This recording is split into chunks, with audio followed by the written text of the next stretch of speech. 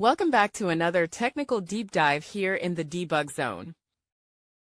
Today we're tackling a big question and breaking it down with insights from other users. Hopefully this clears up some misconceptions and helps you get the answer you need. So buckle up, stay a little curious, and let's jump right in.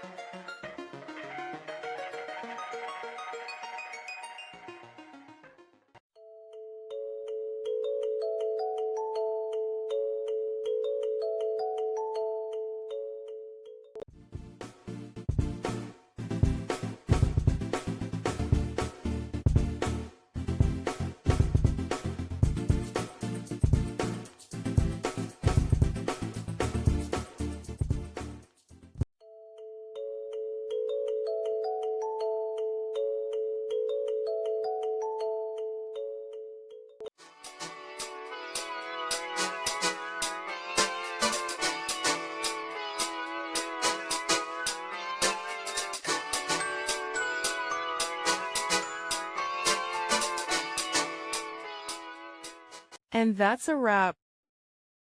I hope you found the answer you were looking for.